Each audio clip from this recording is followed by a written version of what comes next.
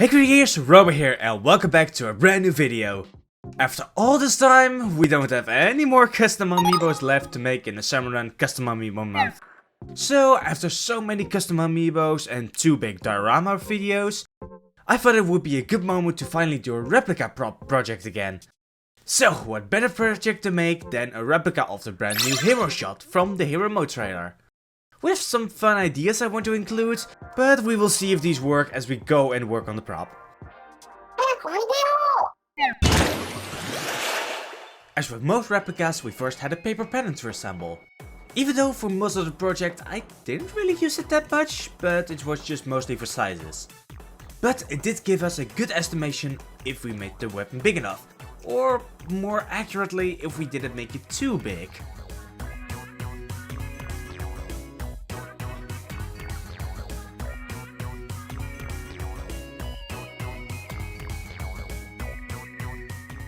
Because we did have a little something we wanted to incorporate. I really wanted to use an actual 3D printer filament roll for the one inside of the hero shot. This did mean that we had to make it just a little bit bigger than I would have liked, but luckily not by too much. After we checked that everything would work, we could start on the body of the weapon. For this I had to cut up a 17 cm wide strip of foam board with the scores along the sizes that we calculated from the contour shot that we got from the reference sheet. This made us able to bend and assemble the hero shot in 3 parts, the 2 halves for the top and the bottom assembly.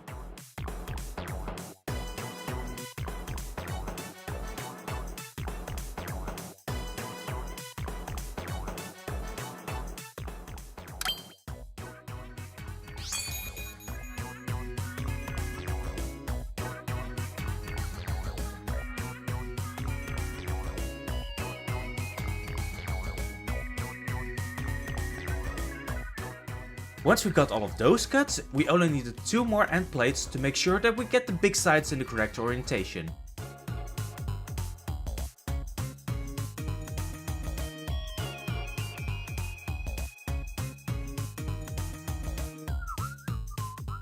And then we could start to glue all 3 parts together to make the main body of the weapon. Using some hot glue and masking tape, we first glue the bottom assembly in place.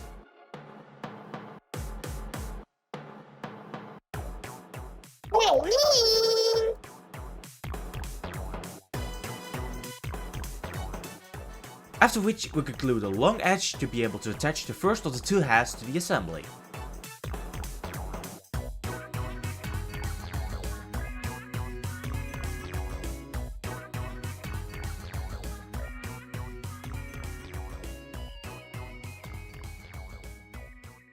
The hard part is now to make sure that everything doesn't spring back to being a flat sheet like it wants to do.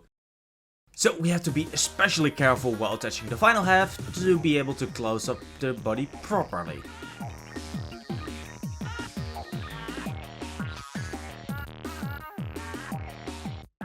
But with an extra support strip for the top, we start to get a sturdy base to work from.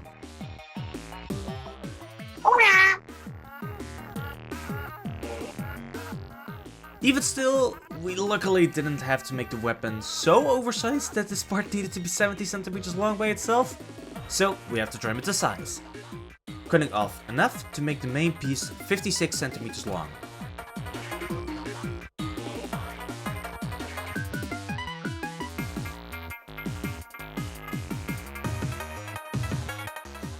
To this we could then add a chamfer cap to be able to close up the body for now.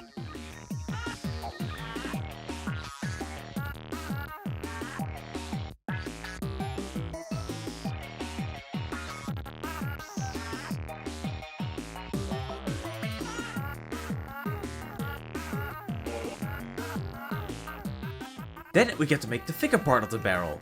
Shady enough, there would not be any way to use the cutoff bars to make this happen neatly. So we had to resort to making another set of calculations to cut up even more foam board for the contour of the front. Luckily, with this shape already made by the base, it was a lot easier to just glue this as an extension to the front of the barrel than to have to make another whole separate piece that would just float around until we attach it. Ugh, that would have been hard.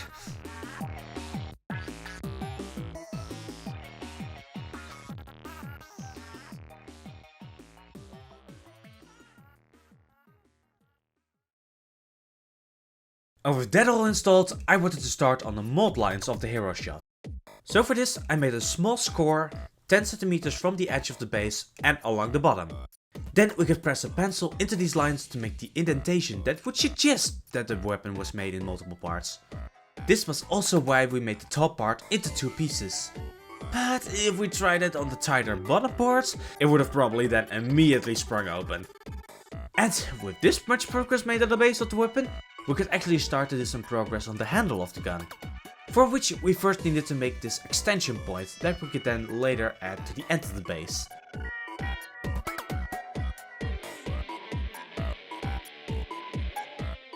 But we're still not done with the base of the hero shot. So before we could go and continue with the handle, there are just a few more things we need to do, like this XPS foam front for the replica. So for this I had to make a 6 cm tall piece of foam and cut it on the jigsaw.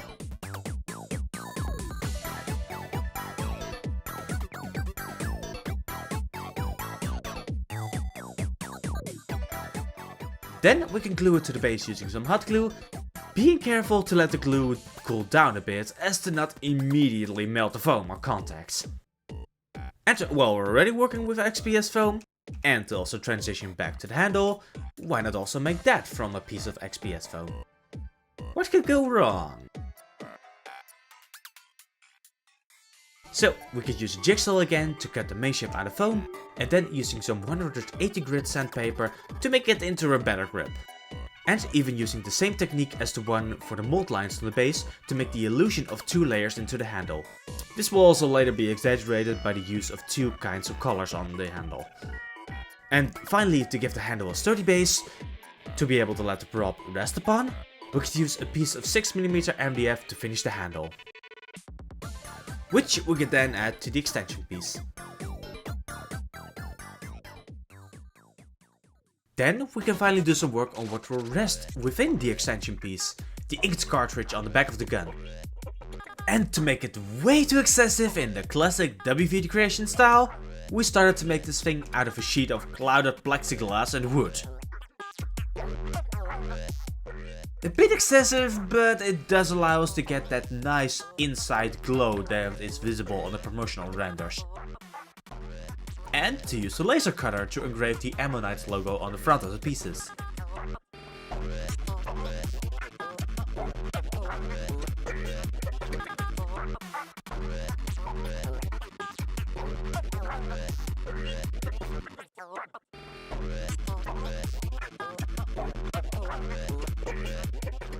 And then we also had to assemble these pieces.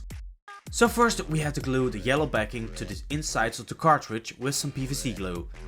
We had already scuffed up the surfaces of the pieces with some sandpaper, so now we only had the effort to line up the backings with the scored text on the front. Luckily some backlighting was very helpful with that.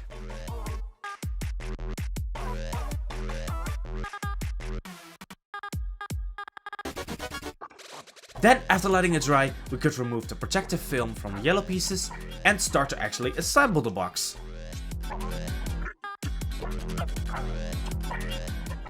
Using masking tape to hold the pieces together while the glue dries.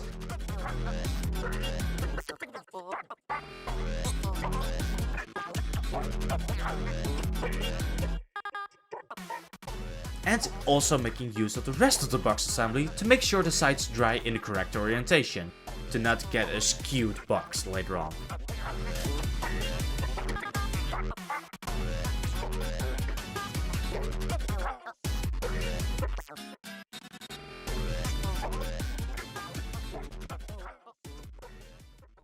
Then to let the glue on the cartridge dry, we could go back to the base to cut the spikes into the XPS foam. For this we first cut a 2 cm deep line into the lowest point of the spikes. Then we could cut from the marked top of the spike to the lowest point, leaving us with these spikes that are almost the right size. But this does leave us with some extra material to be able to sand back for a better surface finish, or at least better than just the raw cut lines. And then we could finally make the iron side of the prop, using some more foam board for this truncated pyramid, to which we could then add an open back and front.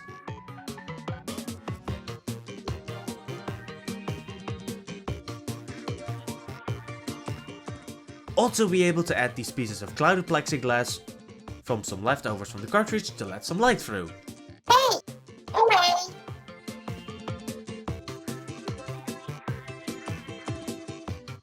And later on I also added some greeblies for some extra details on the sides of the site.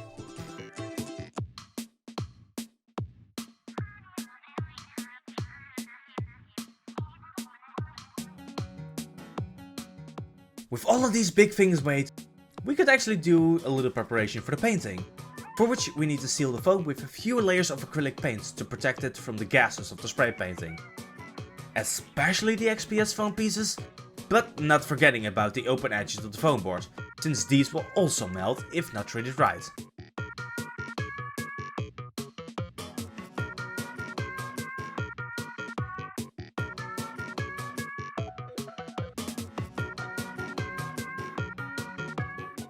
Then, after letting the paint dry, we did have a few more details to add. Mainly the heat exhausts for the side of the gun, made by cutting out the pieces from the 1-to-1 scale pattern and then cutting it out of the foam board extension, as to not cut all the way to the inside of the prop.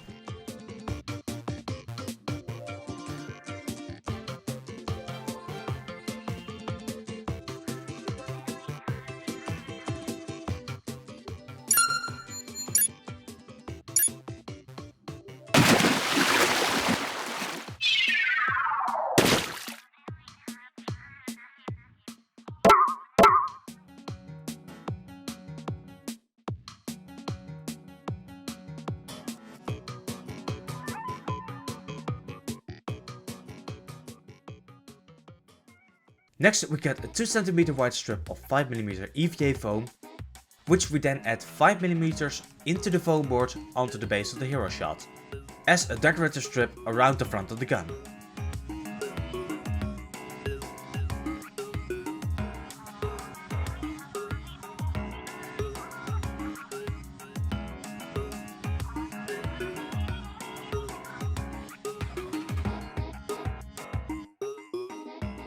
And finally, the last part of the hero shot can be made with the nozzle. This starts with a piece of 6mm MDF, which we cut into a 10cm wide circle with a 6cm wide circle marked as well. To which we could then add a 2.5cm wide strip of even more 5mm EVA foam, which is then glued onto the MDF using some more hot glue, both for the 10cm and the 6cm circle. But this does mean that we have to cut away some of the top layer of the XPS foam for us to be able to insert the nozzle.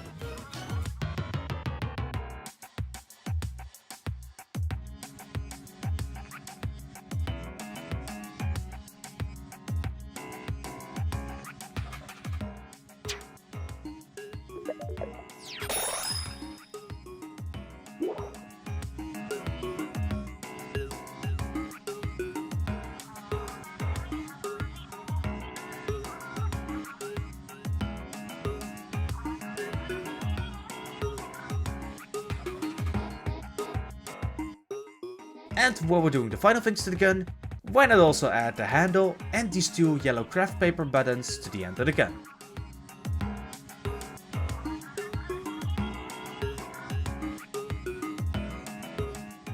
And also cutting away the middle part of the gun to be able to insert the filament roll, making a 10cm wide insertion .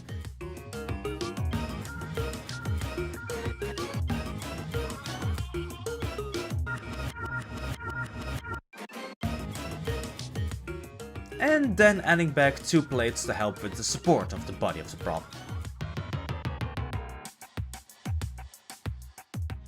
But after all of that, we're finally ready for painting.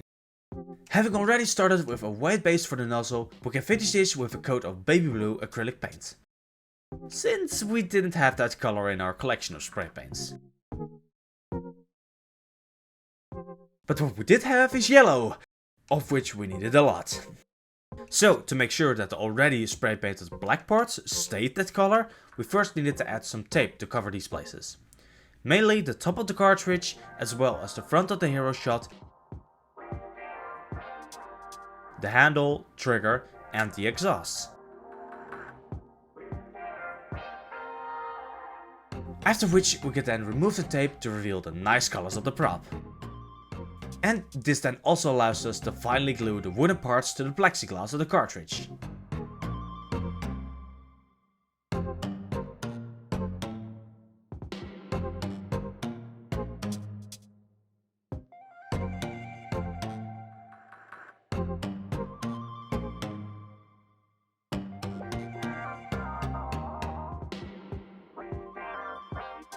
Then we can use the big reference sheet as a stencil for the spray painted arrows on the sides of the hero shot. Cutting out the shapes and then using a little edger tape on the vertical edges, making it so the reference sheet sticks to the gun for some easier painting.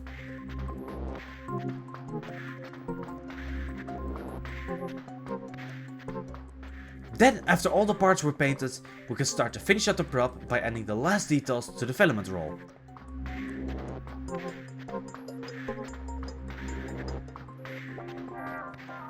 And this also allows us to remove the masking tape from the gun. Or in the case of the exhaust, the little extra inserts that I had cut from some scrap pieces to be able to fill up these black spaces. Then we can finally remove the tape from the front of the prop. And after all of the tape has been removed, we can finally do some preparations for the LEDs with a hole for the switch. And also adding one for the wires that will lead from the battery case in the back.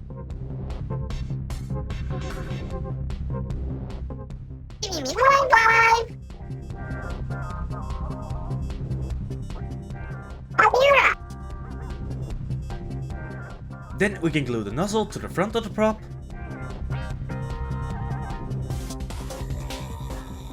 And lastly, we add the sides to the top with the wires leading all the way back from the switch to the battery case in the back. And then to cover the battery case, we can add the inked cartridge using these springy 3D printed clips.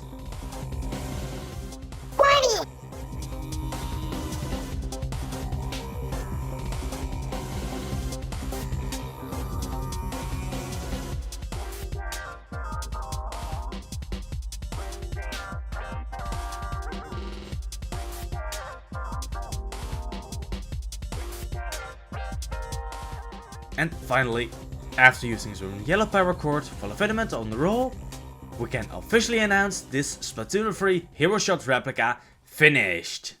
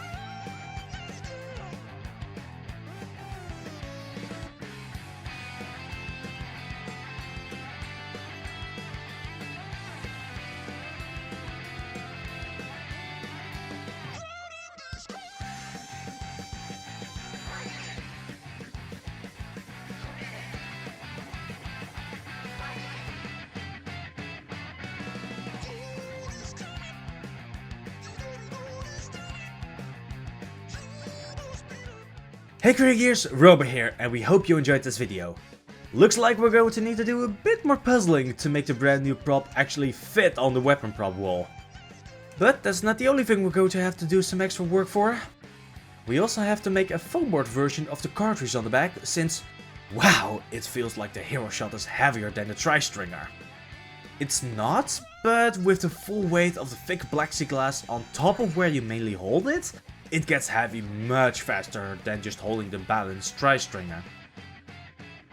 Also, I need to take a little look at the handle of the hero shot, since even with all of our preventions, the XPS foam still melted a lot on the handle, so maybe we need to take a look into making a new one. But that's all just going to be for us to fix off camera. Especially if we really want to go and do that Neo Agent 3 cosplay that I've been eyeing as a thing to make for the cons this summer. But that's going to be all from us for now. Keep those creative gears turning, and we will see you guys